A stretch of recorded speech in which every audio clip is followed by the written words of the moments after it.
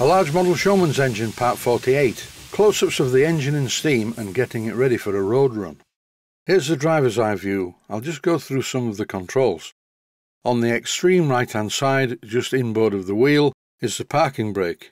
It consists of a drum with a strap that you can tighten onto the drum to stop the engine moving. Next to that is the main reversing lever. It's currently set to mid-gear. It's in the middle. The strange-looking thing on the left-hand side is the crankshaft-driven water pump, and the shiny new tap is the injector steam valve. Getting in a bit closer, you can see there are quite a few oil reservoirs here. These feed the gear shafts and the main axle. There are two steam valves on the turret. The left-hand side one is not connected to anything, and the one on the right is for the water lifter. This is used to suck water from a container into the bunker tank. The large ornate brass lever opens and shuts the drain cocks, and that's right next to the water gauge. To fill the boiler, because it's very large, I've connected a hosepipe to it. The hosepipe conveniently connects to the blowdown valve, which is at the front of the boiler. And after a while, because this is quite a large boiler, some water shows in the bottom of the water gauge. Any water in the boiler will expand when it gets hot, and for that reason I only fill the boiler half full. Because of the shadow of the canopy, the water gauge is quite difficult to read, so I use a small torch. When I referred to the blowdown valve being fitted to the front of the boiler, this is the part I meant. You can't see it, but it's in there somewhere. It's right in the middle, down at the bottom. On the back of the seat is a number plate and 4 reflectors. I don't know about the picture of the devil. That was fitted when I got the seat. The first part of the operation for raising steam in this engine is to put quite a lot of kindling wood through the firehole door into the firebox. And in this clip I've lit the fire and I'm about to connect the steam blower.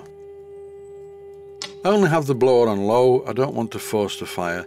It just stops the cab filling up with smoke. Note the metal rod that's connected to the firehole door. This makes it easy to open the door. With a thing this size, as you can see, there is enough natural draft for the fire to burn without the blower. But using an electric blower is just a more civilized and slightly quicker way of doing it. I've probably mentioned this before, but I did call this traction engine Margaret after my mother. That's because she smoked a lot of cigarettes for most of her life and she used to drop ash frequently. This small valve between the block and the chimney is a steam blower. As soon as I get some pressure in the boiler, I remove the electric blower and open this blower. There's no pressure showing on the gauge even at the moment, but I thought I'd show me clearing out the water from the siren. Now that the steam blower is drawing the fire more efficiently, pressure is starting to rise.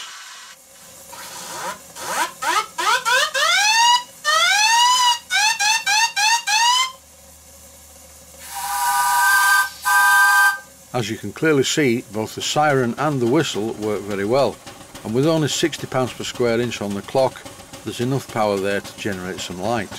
Very shortly I will be removing the belt, because I want to try a test drive of the engine, and you don't generally drive these things with the belt attached.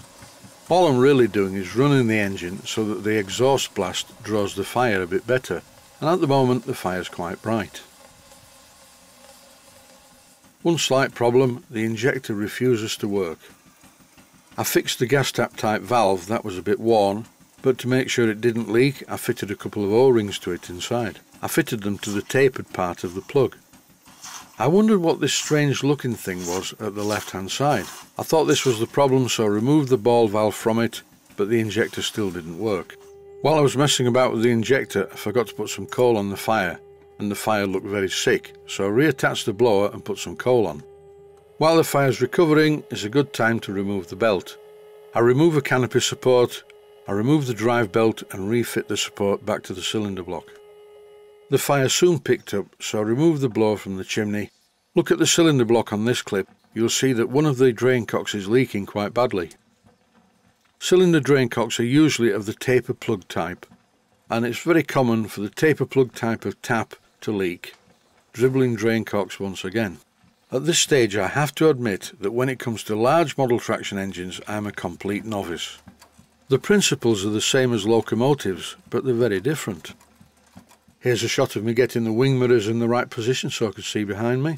And I had to take this shot of the gossamer threads of spiders on a summer's afternoon on the top of the canopy. I think there's enough pressure to move.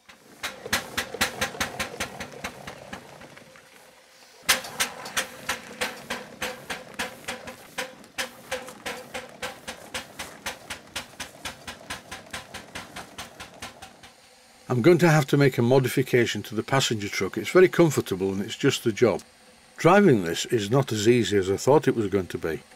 I've made the controls very accessible. As you can see, I can reach all of them now with ease. I'm not taking it out on the road in this episode for two reasons. One, the injector doesn't work properly and the insurance hasn't come through yet. So that's it for this episode. Stay safe and well. Thanks for watching and I hope you found it useful. Please take the time to visit my Mainsteam Models website and click on the section of the website that says Video Playlists. And by doing that, you can find other videos that you may like to watch.